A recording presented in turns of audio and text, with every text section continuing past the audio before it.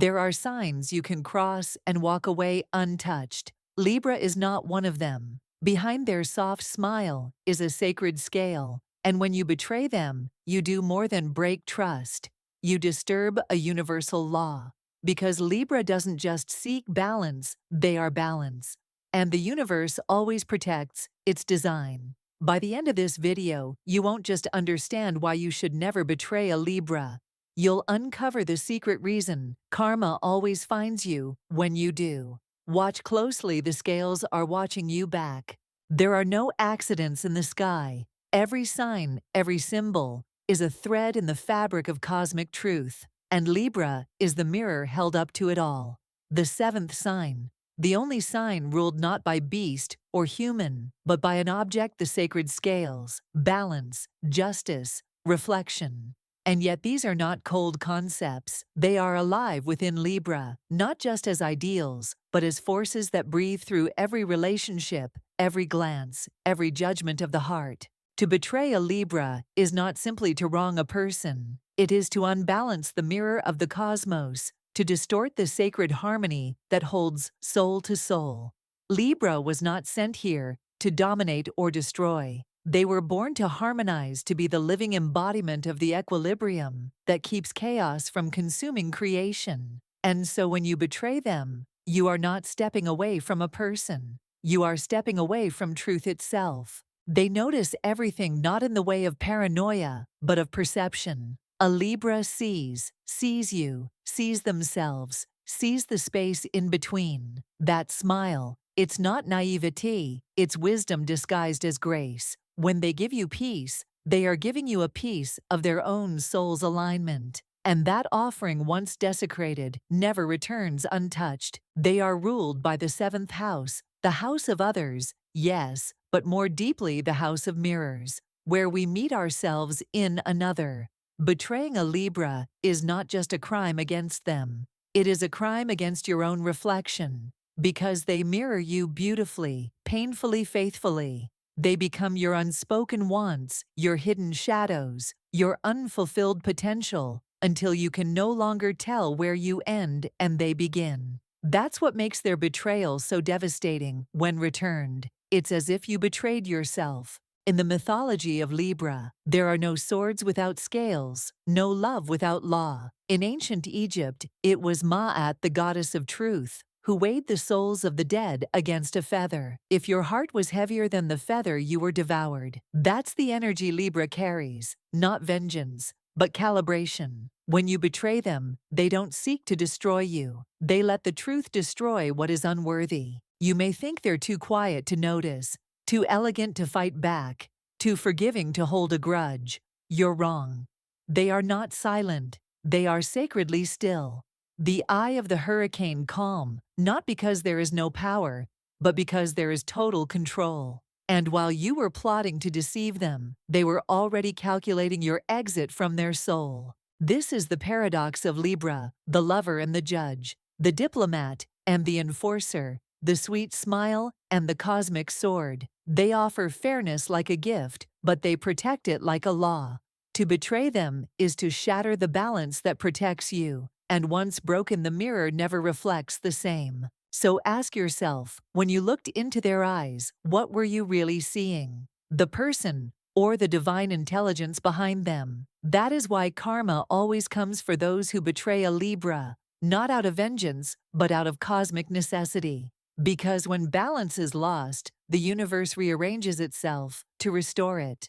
And if you were the one who tipped the scale, you become the lesson. To understand the power behind a Libra, you must first understand the planet that rules them, Venus. You may think you know her, the goddess of love, beauty, grace. But Venus is not soft. Venus is sacred. She is not seduction, she is sovereignty. And in Libra, she wears a crown of balance and holds a blade of discernment. Her love is not blind. It is chosen. It is precise. It is deserved. In Libra, Venus becomes the judge of harmony, the architect of divine proportion. Betrayal in this realm is not emotional drama. It is aesthetic violation. You have offended symmetry. You have desecrated elegance. And Venus does not suffer chaos in her courts. Her justice is not loud. It is lethal in silence. She will not scream when betrayed, she will recalibrate. She will remove you not with violence, but with vanishment. One moment you are adored, the next you are irrelevant.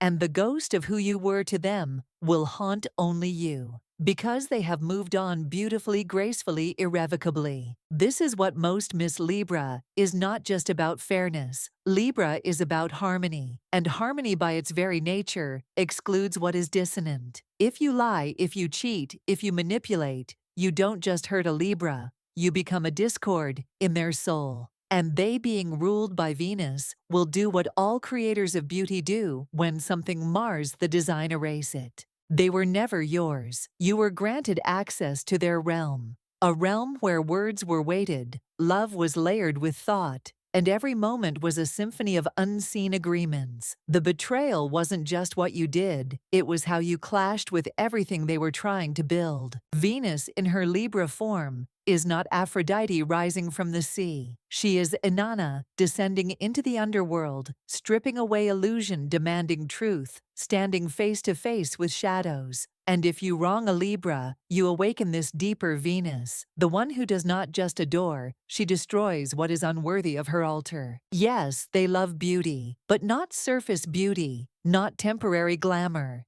They love the beauty of fairness, the elegance of clarity, the symmetry of reciprocity. You think you broke their heart. What you really broke was the aesthetic principle their soul was sculpting. And for that, karma comes not with fire, but with silence, so sharp it cuts.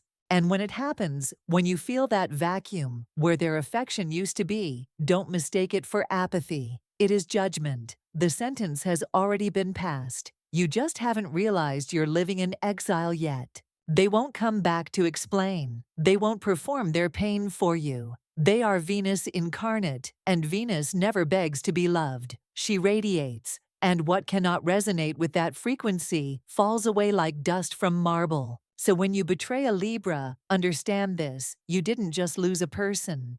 You were removed from their temple by Venus herself. There is a contract written in invisible ink upon every soul, and Libra is its keeper. Long before words were spoken, before names were given, before the betrayal ever took shape, a silent agreement existed. We will be fair with each other. Libra lives by this vow, not as a choice, but as a necessity of their existence. To them, fairness is not a moral high ground. It is the only way the universe makes sense. So when you betray them, you don't just break trust, you shatter the very logic of their reality. Everything in a Libra's life orbits around this sacred symmetry. The way they love, the way they speak, the way they give you the benefit of the doubt, even when their intuition screams otherwise. It all comes from that internal scale that must remain level. They do not accuse without reflection. They do not attack without restraint. They weigh, they observe, they assess until something tips. And once the scale tips, it does not sway wildly. It drops. This is not about revenge. Libra doesn't seek vengeance the way others might. Their punishment is more elegant, more existential. It is the removal of warmth, the quiet departure of empathy. It is the deliberate recalibration of their soul to exclude you from its equation. And the worst part, you will feel it but never be told. Because Libra's justice does not shout, it simply unfolds. To betray them is to violate cosmic architecture. You didn't just lie, you imbalanced the field. You introduced chaos into a system built on harmony. They may cry, but they won't crumble. They may grieve, but they won't beg. What they do is remember. And what they remember is not your cruelty, but the moment the contract broke, the moment the sacred exchange became corrupted. And in that moment, they begin to calculate how to restore balance with or without you. This is what karma understands, that the Libra soul is too aligned to let injustice remain unanswered. The universe does not always intervene in betrayal, but when a Libra is betrayed, the cosmos itself reacts because someone has disturbed the weight of the world. You see the symbol of Libra. The scales was once held by the goddess Themis, blindfolded and serene. She was the first to weigh human actions against divine order. Later it was Maat, who weighed the hearts of the dead in Egyptian lore. And in every age, this archetype survives in Libra, the quiet force that keeps us from spiritual entropy. They are not passive, they are precise. The balance they seek is not weakness, it is wisdom. And when you betray them, you become the imbalance they must remove to restore internal order. This is not personal retribution, it is cosmic maintenance. And you may wonder why things fall apart after you've wronged them, why opportunities dry up, why connections sour, why peace becomes impossible. It's because you didn't just betray a person, you broke a sacred law. And those laws, even when unspoken, always return to be enforced. You can't lie to a Libra's soul, not for long. It may take them time, but when they see clearly, they see fully. And once they decide you're the imbalance, they will remove you like a surgeon removes disease, carefully, permanently, without regret, because balance must be restored. And Libra is the hand that tips the scale back into place. The world loves Libra for their grace, the elegance in their voice, the ease in their presence, the harmony they seem to carry even into chaos. But no light is whole without its shadow, and no peacemaker exists without the potential for profound war. For when balance is disturbed and betrayal pierces the heart of a Libra, the shadow awakens, and what was once calm becomes uncanny. What was once kind becomes cold. You see, Libra's gift is perception, but their curse is overextension. They give until it hurts. They compromise until they forget their own needs. They carry the emotional weight of others until the scale collapses beneath the pressure. They are lovers of unity, yes, but unity built on uneven ground is not peace, it is performance. And betrayal forces Libra to confront this brutal truth that sometimes peace was just a mask for suppression. This is where the shadow lives, in the silence they swallowed, in the resentment they didn't voice, in the loyalty they gave to someone who was only ever loyal to themselves. The betrayed Libra becomes not loud, but lucid. They stop romanticizing. They start remembering. And with that clarity comes consequence. Their punishment is not chaos. It's clarity. Cold, unwavering clarity. They don't explode. They evaporate. They become cool, distant, surgical. Not because they no longer care, but because they've realized caring for you was costing them alignment with themselves. And now the scale is rebalancing in their favor. This is the part of Libra that terrifies those who thought they were easy to manipulate. Because when a Libra finally says enough, it means they've already reviewed every piece of the contract. It means they've judged the entire relationship, weighed it against their soul, and reached a verdict. And that verdict does not come with rage. It comes with removal. But don't mistake that poise for emptiness. The shadow of the peacemaker still feels, still aches, still replays every moment that led to this unraveling. But it is precisely because they feel so deeply that they can't afford to stay where betrayal has taken root. The longer they stay, the more they betray themselves. And that is the one betrayal they cannot allow. There is a phrase they live by, whether spoken or subconscious: I will not bleed to keep you comfortable. And once that inner line is crossed, Libra reclaims their power not through confrontation, but through detachment. They will stop explaining. They will stop defending. They will stop giving you the chance to twist the truth. Because they know now you were never confused. You were just convenient. This is the karmic mirror of Libra's shadow. They reflect you not just in your beauty, but in your betrayal. And the longer you look into them, the more you are forced to see the person you became when you thought they'd never leave. And when they do leave, the silence that follows isn't empty. It's the echo of justice. You never hear Libra's karma arrive. It doesn't come as fire. It comes as air, invisible, total, inescapable. One day you wake up in a world where everything feels just a little off, a little colder, a little less forgiving. And you wonder what shifted. The answer is simple. The peacemaker has withdrawn.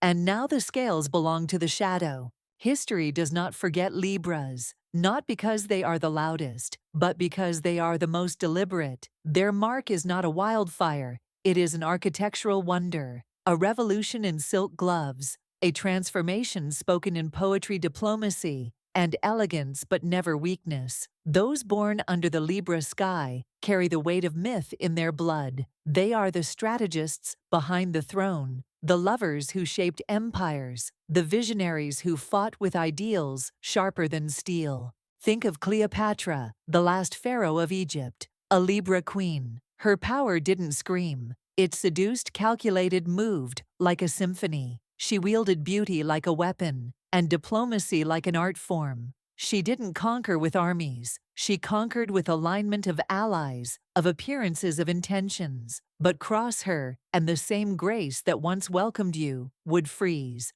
And when Rome betrayed her, she didn't beg. She chose her own ending. She chose sovereignty over submission, the final perfect rebalancing of a legacy no empire could erase. Think of Mahatma Gandhi, another child of Libra. He was not a warrior in the traditional sense. He held no sword, led no battalion, and yet he moved a nation, not with force, but with the moral gravity of balance. Satyagraha, his philosophy of nonviolent resistance, was not passivity. It was the Libra soul weaponized, a justice so calm, so unshakable, that empires trembled before it. You cannot betray someone like that without awakening a global karma. And Britain learned balance once violated demands restitution. Or take Oscar Wilde, the poet, the wit, the dandy, the rebel. A Libra who saw through the mask of Victorian hypocrisy and wrote truth in gold-tipped ink. His betrayal came not from a lover, but from a society too narrow for his symmetry of thought. They punished him for being too honest, too beautiful, too balanced in a world addicted to pretense. And even then, even as they locked him away, he spoke beauty. He turned his pain into literature, his trial into legend. And now history remembers Wilde. The system that betrayed him is footnote. Libras are always underestimated at first, their diplomacy mistaken for submission, their silence for weakness, but betrayal forges them into legend. It's as if the soul of Libra requires fracture to awaken its fullest form. Betray them, and they may bend, but only to draw the arrow back further. Because vengeance for a Libra is not petty, it is poetic. It's not about making you hurt. It's about making the truth undeniable. And when the truth comes to light, whether in courtrooms, or poetry revolutions, or personal reckonings, the Libra stands untouched, because they never needed to destroy you to win. They only needed to reflect you clearly enough that the world or karma would see for itself. This is why Libras become icons. They live at the intersection of principle and presence. They charm without deceit. They judge without hatred, and they remember, not to punish, but to teach. They are cosmic teachers of equilibrium, and if you break their trust, you become the lesson they carry into every future moment of power. Their revenge is their legacy, their silence, your sentence, their balance eternal. After betrayal, silence falls, not as absence, but as sacred recalibration. The universe begins to move slowly, precisely to restore what was thrown off balance. And Libra returns to center. They are air fluid, invisible, unstoppable. Betray them, and they may break but only briefly. Their pieces gather reform and crystallize into something stronger, a soul no longer willing to bleed for imbalance. You thought you damaged them, but what you really did was awaken their clarity. Because Libra is more than a sign, they are the axis upon which justice spins. Their soul is wired for harmony, and when it is broken, the universe does not forget. Karma isn't vengeance, it is architecture. And those who disrupt Libra's sacred design will one day live in the ruins of their own making. It doesn't matter how quietly you lied, or how cleverly you concealed the pendulum swings. Suddenly, opportunities dissolve. Relationships slip, truths emerge.